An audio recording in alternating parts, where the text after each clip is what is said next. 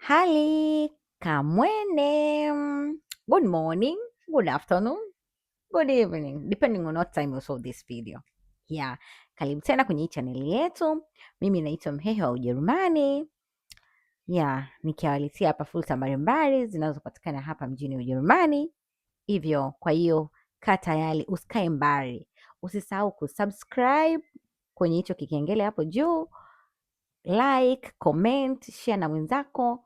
Guys, usikae na madini peke yako. Share haya madini, akayapate mwenzako, akayapate kazini wako, akawapate ndugu yako, wote waweze kunufaika na fursa kama hii. Hivyo usiwe mchoyo. Kama umesikia, mtaarifu na mwenzako. Yeah. Kwa hiyo leo nitakwenda kuongelea ile fursa ya au pair. Nini maana ya au pair? Na kwa nini iliwekwa? Na kwa nini itwe au pair? Yaani hivyo, na ni programu gani? Sasa ni kwa ufupi tu, kwa sababu pia kulingana na muda. Au pair ni program ambayo inaitwa program ya cultural exchange. Au pair anafanya mtu yoyote mwenye umri wa chini ya miaka 26 na 27 kidogo, lakini 26, ambaye au pair ni inafanya, ipo nchi zote, yani ipo German, Switzerland, Austria, uko United States, England, yani ipo nchi zote kwa ufupi. Yeah. Au pair inachukuliwa mtu ambaye hayupo, yani kwa mfano, ngoja niwape mfano. Au pair, yani siwezi mimi hapa nikakuwa au pair kwenye familia ya Kitanzania. Kwa hiyo au pair ni cultural exchange, yani mna exchange culture baina ya nchi moja na kwenda nchi nyingine. Ya, kwa hiyo au pair inaruhusiwa. Au pair anafanya mtu ambaye kwa mfano Mtanzania anaweza kufanya au pair Ujerumani, anaweza kufanya au pair Switzerland, Netherlands, Belgium, Austria au England au kokote tu, lakini hawezi mtu akafanya au pair nchini kwake hivyo. Kwa hiyo au pair ni kile kitendo ni ile tuseme kazi ya kuangalia watoto ambayo anaifanya mtu akiwa anaenda kuishi na familia fulani. Kwa mfano, labda wewe unatokea Tanzania, unataka kwenda kufanya au pair yako Ujerumani. Kwa hiyo Ujerumani familia itakuhost. Ile familia itakuhost kutoka huko nchini kwako, itakupa document ambazo utaweza kupata visa, utaweza kupata, itakutumia pia na vitu vingine, all documents nitakwambieni zote kwenye hii video. That's why I need to do this video. Yeah, because I want to clarify a couple of things. Kwa sababu unaona watu wamekuwa, wengine wanasema dada, tumekuwa confused, tumekuwa stressed. Guys, don't stress yourself. Nitawapa madini mazuri pole pole, watu wote tutaelewana na watu wote mtakuja nchini Ujerumani ambaye anahitaji, sio kwa wote. Kwa hiyo kuna wengine watahitaji program. Kwa hiyo hapa tunaongea sasa na wale wa Gen Z. Jamani, sisi hapa wakina tuliozeeka ma millennials, hii fursa haitufai. Lakini wewe hapo sawa, hata kama wewe hapo sio Gen Z, lakini kuna yule mdogo wako anaweza pia akaja kwa hii program, pia unaweza ukampa hii video akasikiliza vizuri akaelewa, then akaja hivyo. Kwa hiyo haya, wewe hapo familia itakuhost, umeona, itakuhost kutoka huko nchini kwako, then utakuja hapo kuishi na hiyo familia, ambayo familia lazima, na au pair anatakiwa, yani anaenda kufanya mtu kwenye familia yoyote ambayo ina mtoto au ina watoto. Kwa hiyo unakuta familia zingine zina watoto wawili, wengine mmoja, watatu. Kwa hiyo ni kutokana na familia yenyewe na idadi ya watoto wangapi hivyo. Kwa hiyo au pair ukialikwa, yani kuja kufanya hiyo au pair au hiyo system ya cultural exchange, maanake unakuja ku exchange culture. Wewe utawafundisha pia lugha yako ya nyumbani na wewe pia watakufundisha lugha yao, ndio hiyo maana yake. Kwa hiyo hata pia hapa Ujerumani au pair wanafanya, lakini hatakiwi kufanya kwenye familia ya Kijerumani, hapana. Anatakiwa afanye, kwa mfano au pair, labda huyo binti tuseme, au mtoto wa kiume ametoka yeye ni Mjerumani, hatakiwi kufanya au pair kwenye familia za Kijerumani tena. Anatakiwa kufanya au pair maybe kwa Spain. Yeah. Kwa hiyo anatakiwa exchange culture yake na ile ya hiyo nchi nyingine ambao labda ndio tumeweka mfano labda maybe ni Spain. Kwa hiyo pale utaishi na familia kwa mwaka mmoja.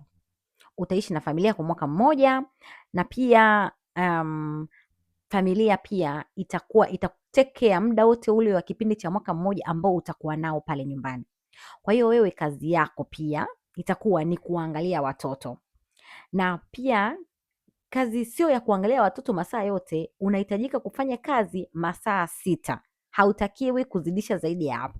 Ukizidisha kwenye kile kiwango cha pocket money ambao unapokea kila mwezi, itabidi wakuongezee mshahara ambao tunaita mshahara, lakini wenyewe wao wanaita pocket money.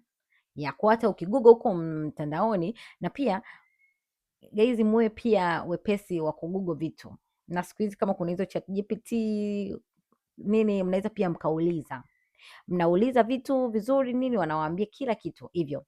Kwa hiyo nikiongelea kwa hapo Ujerumani,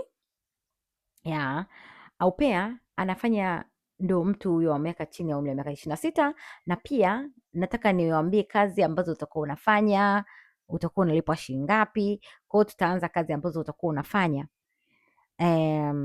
Kazi ambazo utakuwa unafanya ukifika kwenye hiyo familia sasa ni kuangalia watoto asubuhi, kuamka kuandalia breakfast, ambao breakfast yani watu msikue complicated jamani.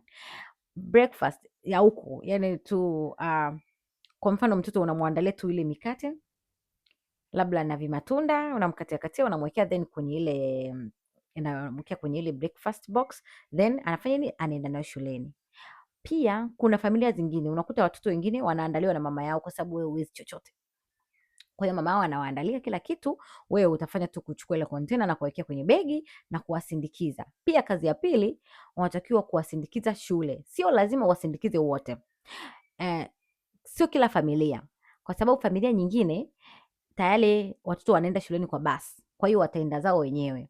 Kwa hiyo wewe hapo labda utaendelea hiyo breakfast, then labda wataenda kwa basi, au kama kuwapeleka shuleni, unatakiwa kuwapeleka shuleni.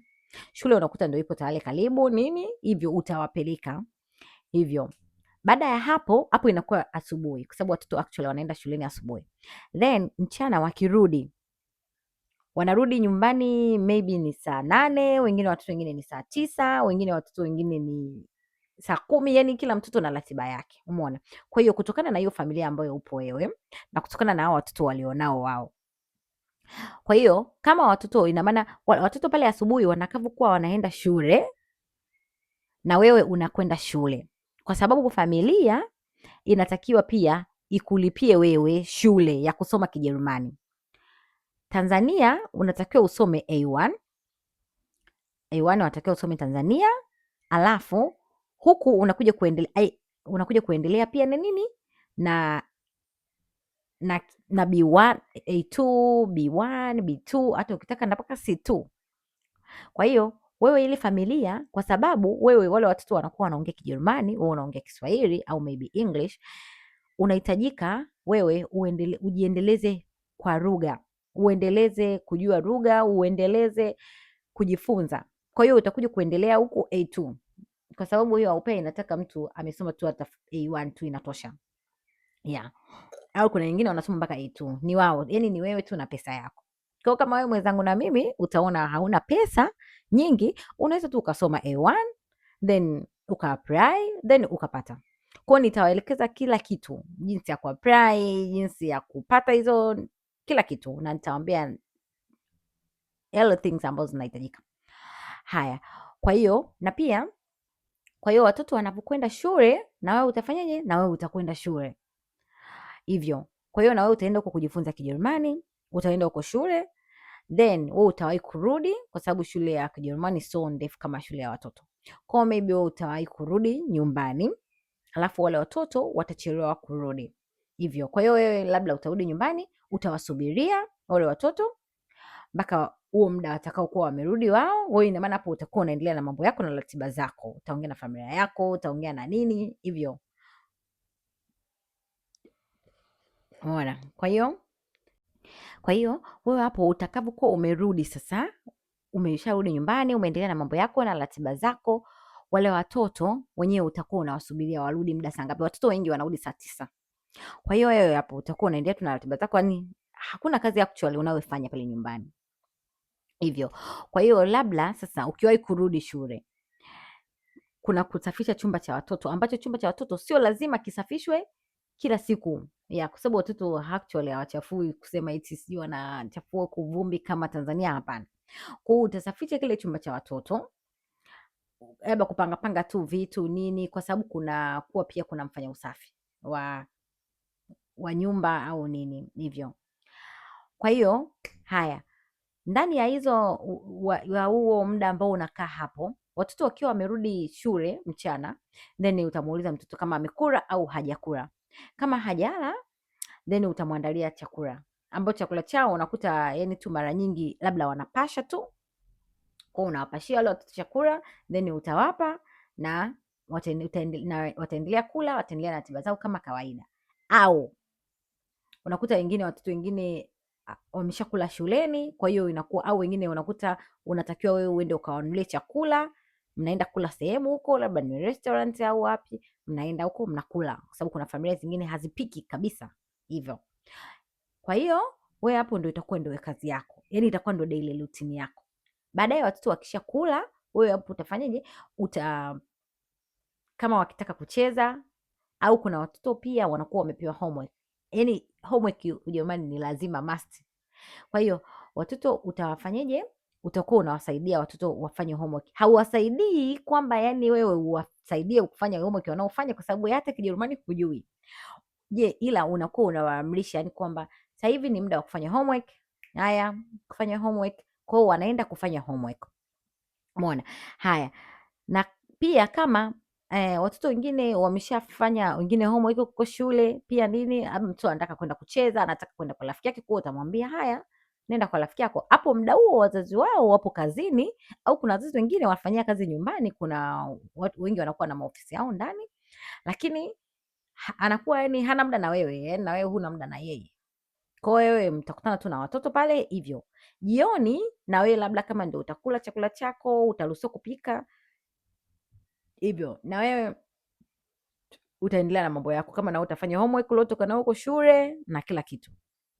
Haya, watoto ina maana saa 12 ni muda wa kula.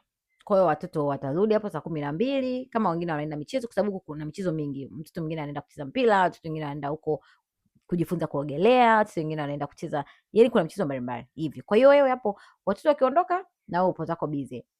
Hapo hesabia pia masaa yako 6 ya kufanya kazi. Kwa kama asubuhi umefanya kazi lisali moja lile la kuandalia breakfast na kuwapeleka mpaka watoto shule, unahesabia tayari hapo nimeshafanya kazi masaa yangu 2 au 1. Haya, mchana ule mtoto akirudi pale, akisharudi tu ule muda, tuseme kama mtoto anarudi saa 7. Haya, saa 7 atakula pale, utamwambia anda kafanya homework anafanya pale, anamaliza, inakuwa saa 7, saa 8, labda saa 9, inakuwa tayari masaa mangapi? 3. Haya, 3 yale wewe hapo masaa 3 ya mchana ukijumlisha na saa 1 la asubuhi inakuwa masaa 4. Haya, ukiachana na hayo masaa 4, na pia kuna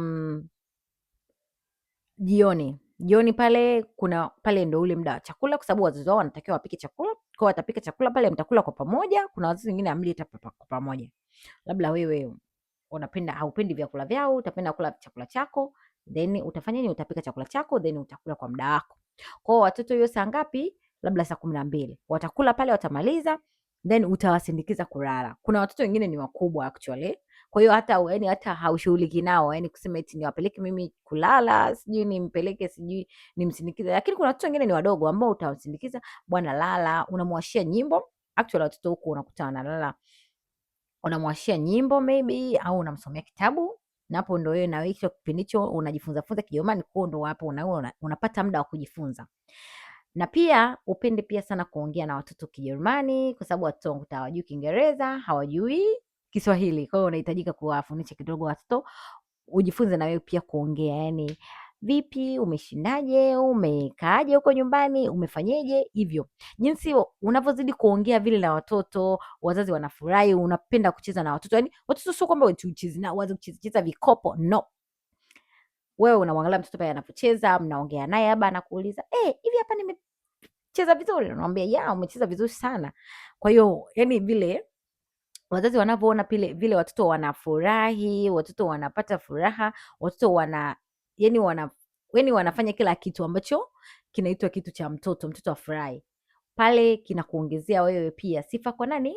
Kwa ile host family yako. Kwa hiyo yule host family yako unakuta labda, kwa sababu mwisho wa mwezi unatakiwa pia upewe pocket money ya euro 280 mpaka wengine wanapata mpaka 350. Lakini kwa mfano kama mmekubaliana hiyo 280 ndio kama 800,000 sio, I think, ya bongo.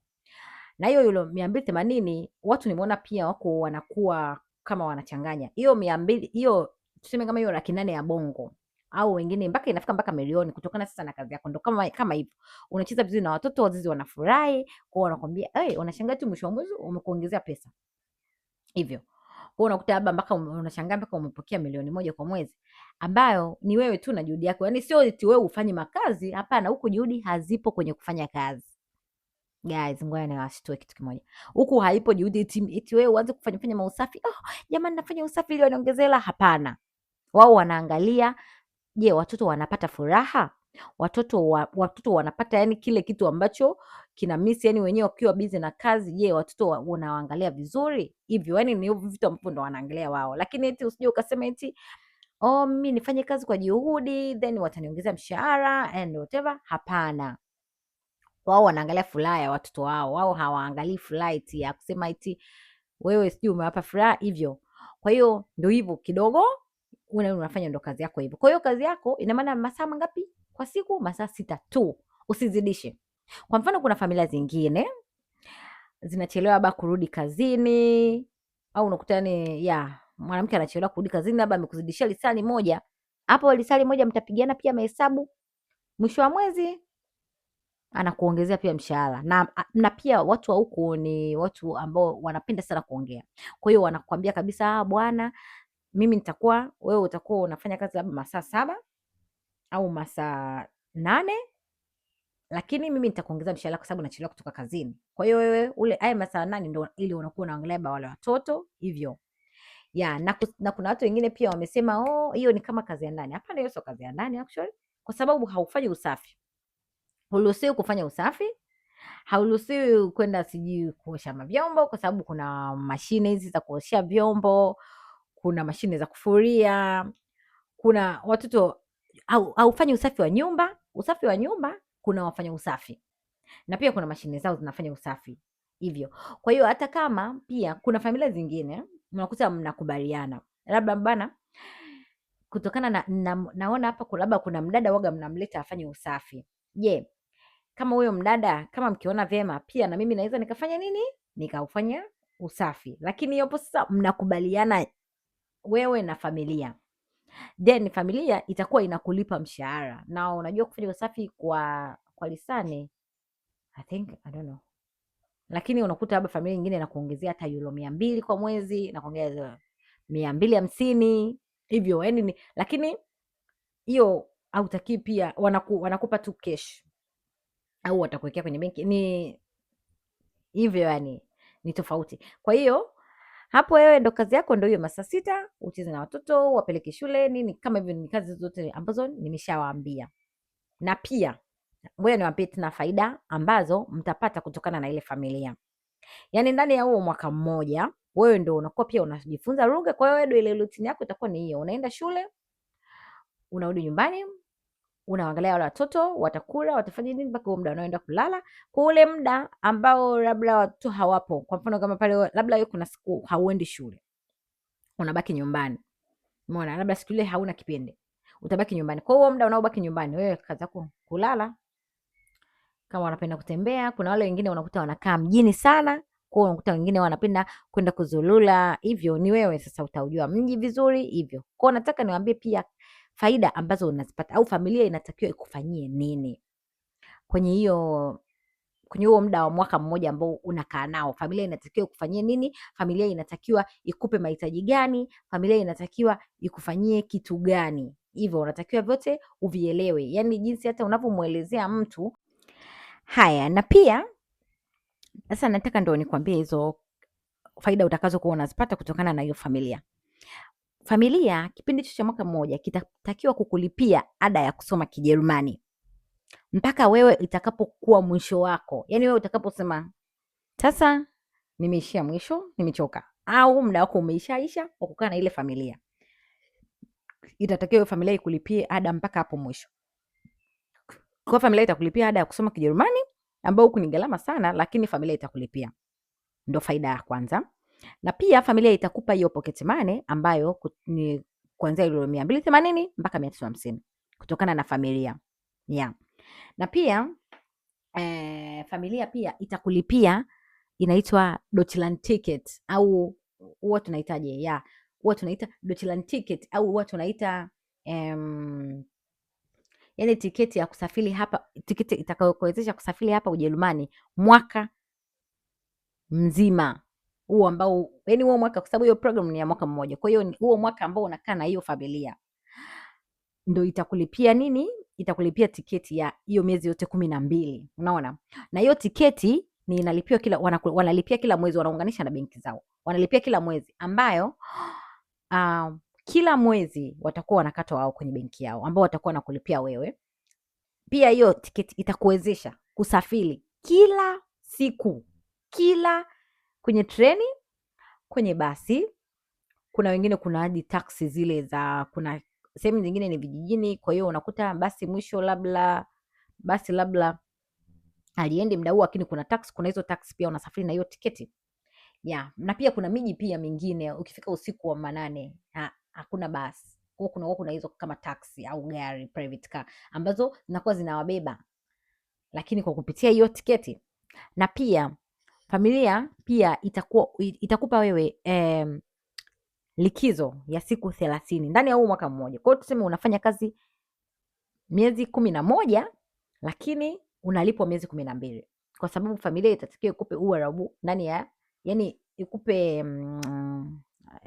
likizo ya siku 30. Na hizo siku 30 kutokana na familia utakavyokuwa umeongea nayo. Kuna familia nyingine hawataki kukupa zile siku 30 yani direct ile kwa mlolongo. Kuna familia zingine nakwambia labda chukua wiki mbili zingine utachukua labda mwezi fulani, au wiki mbili nyingine au wewe utasema jamani, mimi sitaki kuchukua huo na hiyo vacation yangu kwa ya siku 30, nataka labda nichukue ya siku 5 tena. Kuna siku tena labda nataka nitoke na marafiki zangu tena nitachukua ya siku 5, lakini unatakiwa utaarifu familia mapema kwamba nataka labda mwezi wa 4 nichukue Uarabu, hivyo uchukue hiyo likizo yako. Yeah. Kwa hiyo utapata hiyo likizo ya siku 30 na pia familia itakugharamia chakula ndani ya huo mwaka mmoja. Hautakiwi kufanya nini? Hautakiwi kujilipia. Yaani hautakiwi kujilipia chakula. Kwa hiyo familia itakuhudumia hiyo chakula na itakuhudumia hiyo nauli, itakuhudumia pia. Kuna familia zingine unapewa hadi mavazi, inakununulia mavazi, wanapoenda kununua mavazi, wanaenda kununua mavazi na wewe unanunuliwa. Kuna familia zingine pia wanapenda pia kukupa zawadi. Yaani zawadi utazipata kama zote. Ni wewe tu uwe tu mzuri kwa watoto. Na pia familia pia itakupa pia itakupa nini? Itakununulia pia line ya simu ambayo hiyo line ya simu itakuwa inakuingizia bando tuseme la mwezi mzima. Kila mwezi ndani ya huo mwaka. Familia inatakiwa igharamie hicho kitu. Japokuwa sio familia zote ambazo zinakulipia hiyo line, lakini familia nyingi unapata hizo bando za kila mwezi lazima hivyo. Na pia weekend utakuwa free. Weekend haijalishi weekend ya wiki hii eti uende likizo, wiki hii usiende, hapana. Yaani weekend zote wewe utakuwa na free. Umeona? Kwa hiyo kutokana sasa na utafanya kazi wewe masaa 6 ndani ya siku 5. Kwa hiyo ina maana Ijumaa ukishafanya zako kazi zako umemaliza hapo, kwa mfano labda watoto wenu wanalala saa 12, saa 12. Watoto wakishaingia kulala na wewe labda unataka kuondoka, labda kwenda kwa rafiki yako, kwenda kwa ndugu yako, kwenda kwa mchumba wako, kwenda kwa mtu yoyote, unaruhusiwa kutoka. Kwa hiyo utaruhusiwa kutoka wewe hiyo Ijumaa, labda Ijumaa, Jumamosi utakuwa uko free, Jumapili utakuwa free, Jumatatu asubuhi unatakiwa upo pale nyumbani. Familia zingine unaweza ukarudi hata Jumatatu mchana, lakini ni kutokana na familia mlivyoongea, sio familia zote. Na hivyo vitu vyote ndio, yani hivyo vitu vyote vitafanyika ndani ya huo mwaka mmoja. Na pia ukiachana pia na hivyo na pia familia itaruhusia wewe kukupa, yani familia hairuhusiwi kukuchukulia pasipoti yako. Maana nimeona kuna watu wengine wakisema familia haichukui passport kama huko Oman sijui wapi. Hapana, familia hairuhusiwi kukuchukulia pasipoti yako mpaka wewe useme, yani sio mpaka wewe useme, yani ni hairuhusiwi. Kwa hiyo hauruhusiwi kukabidhi passport. Kwa kama wewe utataka utoroke, tena sio vizuri kutoroka, bora tu uage, kwa sababu huko hawana shida. Ukitaka pia kubadilisha familia hawana shida. Labda wewe bwana, hii familia sijaipenda, inafanyisha kazi masaa 10 wakati mimi nimeambiwa tu masaa 6, hainitreat vizuri, hainilipii hii tiketi, haifanyeje, kwa nataka nibadilishe familia, unaruhusiwa pia kubadilisha familia. Hakuna shida. Shida inakuwa tu ni kutoka huko Tanzania, lakini ukishafika huko mambo tu yananyooka vizuri tu hivyo. Na pia unaruhusiwa pia kutembelewa na marafiki. Kuna familia baadhi pia zinaruhusu mtu kutembelewa na marafiki, ndugu yako sijui nani hivyo, nawe pia unaruhusiwa kama hivyo kutoka, yani upo free. Weekend zote upo free. Ukiona familia imekuomba weekend ubaki nao, kuna vitu ambavyo utavipata. Kuna familia nyingine inakuongezea hela mwisho wa mwezi. Kuna familia nyingine wanakuwa wamekuomba afu watakupunguzia masaa yale ya kufanya kazi. Kwa hivyo ndio kuna hizo option mbili ambazo zinaweza kupatia kama familia. Na pia utakuwa na chumba chako cha kulala ambacho hatoingia mtu, hataruhusiwa kuingia mtu, hatoingia huyo mtoto, hatoingia huyo mzazi. Yani wakishakukabidhi chumba chako, wamekukabidhi hicho chumba chako, ni mali yako wewe. Uweke huko manguo yako vibaya, usifanye usafi, ni wewe sasa hivyo. Kwa hiyo utakuwa na chumba chako ambacho utakuwa unakaa hapo, hakuna mtu anayeingia tena, unakuwa na choo chako hivyo. Yani mambo tu ni easier like that, umeona? Na pia familia itakukatia pia bima hivyo, itakukatia pia bima na kila kitu hivyo. Na pia familia itakufungulia akaunti ya benki, itakuandikisha huko Lighthouse. Lighthouse ni I don't know Swahili, serikali za mtaa, itakuandikisha huko serikali za mtaa hivyo.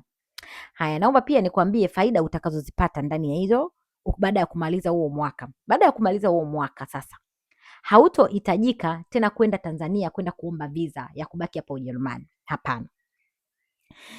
Ndani ya huo mwaka wewe pale unakuwa umeshasoma, unatakiwa lakini ukazane sasa kusoma Kijerumani mpaka ufike level ya B1 au B2. Lakini ukishafika huko vitu ni vyepesi sana. Kwa hiyo ukishasoma, umeshamaliza, baada kabla hata hujamaliza unaanza kuapply. Kuna hizi kitu zinaitwa volunteer au kuna hizi kitu zinaitwa house building, ambao house building nitaelekeza kwenye, na hiyo volunteer nitaelekeza hiyo video itakayokuja, na pia na house building pia nitaelekeza vizuri. Kwa mtaelewa, yani utaelewa kwamba unaweza pia ukasoma. Kwa mfano kuna watu wengine sawa, umekuja kwa hiyo njia ya au pair, lakini wewe malengo yako sio ya au pair, na hakunaga mtu mwenye hayo malengo. Wengi tuna malengo makubwa na wengi tunataka kupata yani hela, umeona?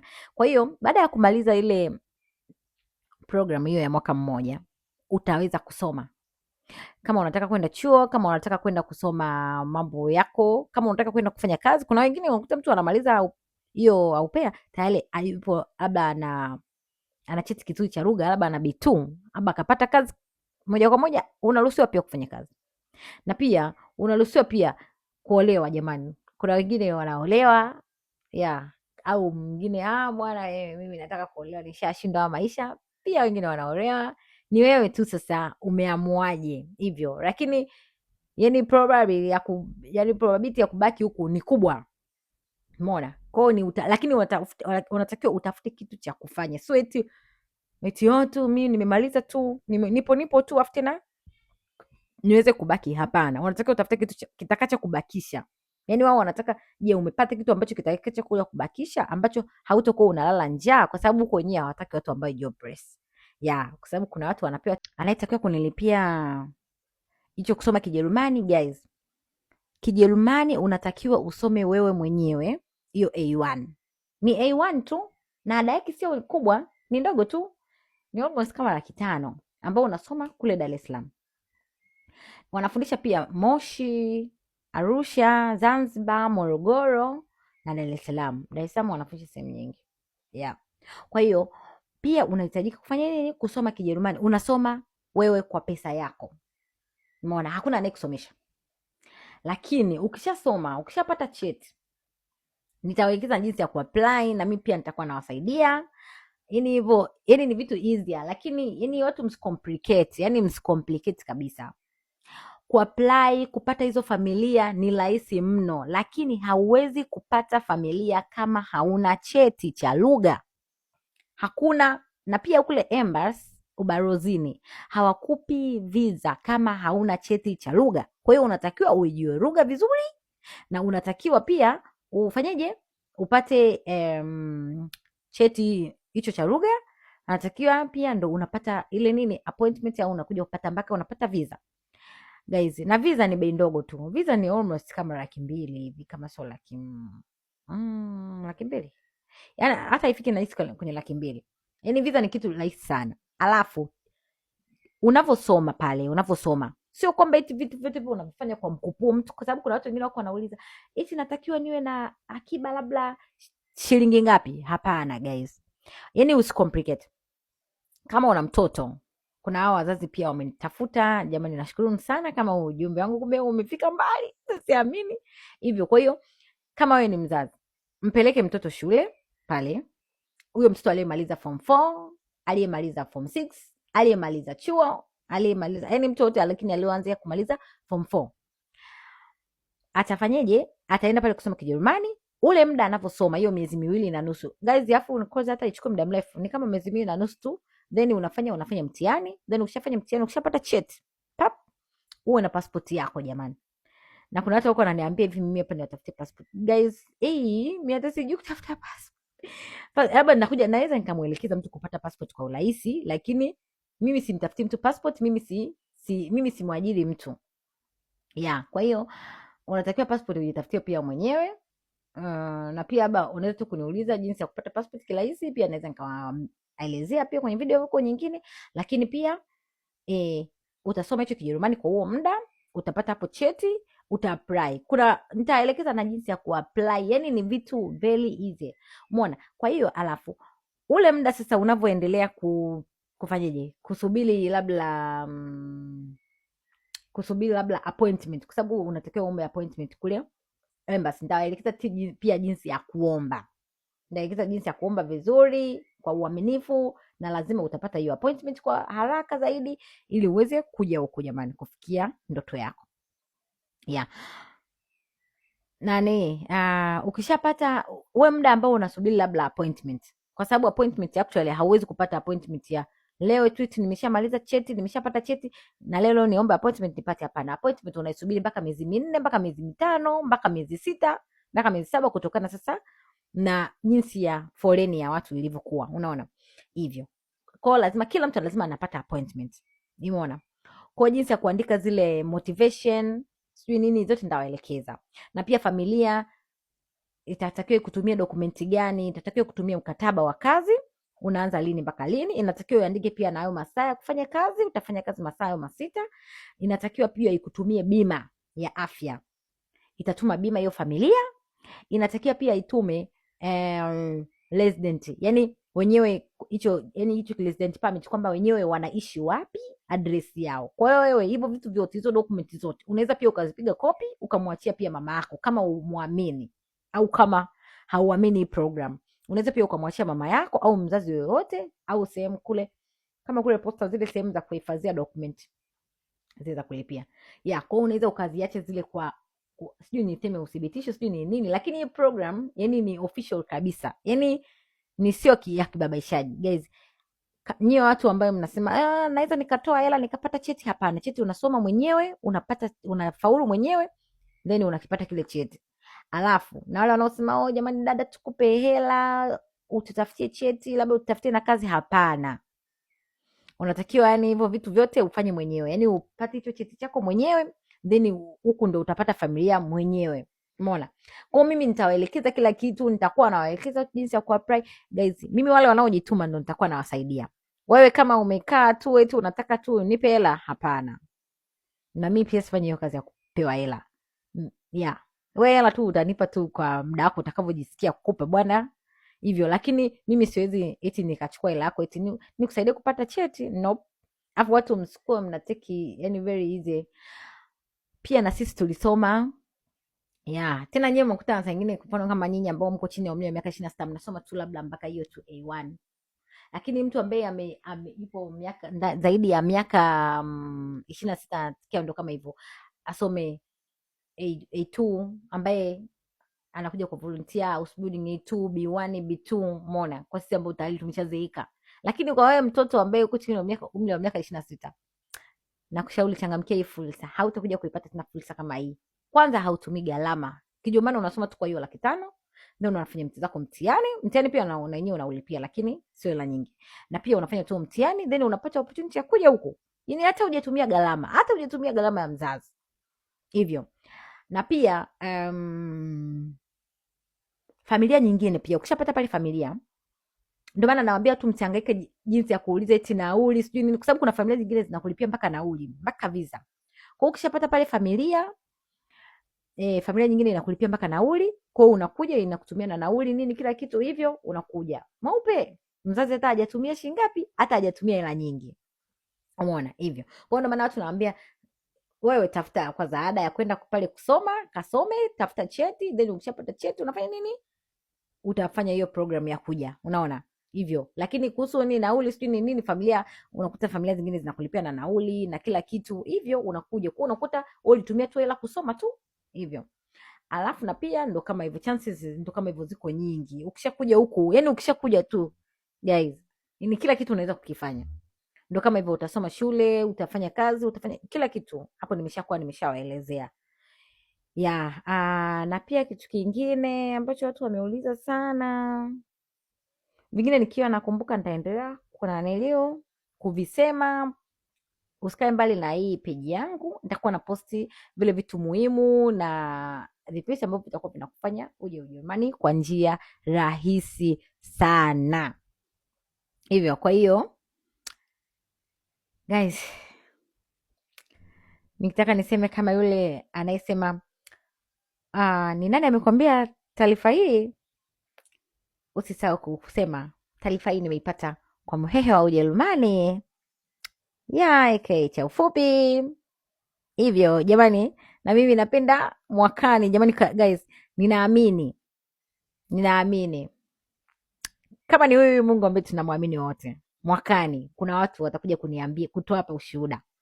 Dada, tulielekezwa na wewe na tumekuja na tumepata hayo matunda kule ulikuwa unatuambia, na tumepata kweli experience ambayo ulikuwa unatuambia, na yani hivyo. Kwa hiyo guys, muwe mnaamini na pia muwe mnafanyia kazi. Sio tu guys watu mmejaa tu mnauliza. Nope. Tulia, fanya vizuri. Yani hivyo kila kitu kitaenda, yani kila kitu kitakuwa sawa na wote mtakuja. Kama unapenda kuja huku, wote mtakuja kwa njia sahihi. Na guys, msipende kuja kwa zile illegal way. Yani usipende kuja eti wengine wanapenda kuja kama wakimbizi. Guys, kwa nini uje kama mkimbizi? Akati njia hizi rahisi zipo jamani. Wewe mtu unakushinda kutafuta 500,000, lakini hapa nikikwambia haya njoo natoa visa za Oman, ya huko wanakopokonya passport. Natoa visa za Oman, toa 2,000,000. Mtu anatoa kaupe. Lakini ukiambiwa wewe soma, kwa sababu kitu ni unasoma wewe, na hakuna mtu agent utakaye mlipa. Ukitaka kumlipa labda wewe hujamsikiza Mhehe vizuri. Lakini ukitaka vitu vya bure tu hivi, mimi nawapa elimu ya bure. we subscribe tu kwenye akaunti yangu hapo, like, share na watu, sambaza upendo. Msikue wachoyo kama mimi ambavyo sijakuwa mchoyo. Wote mwakani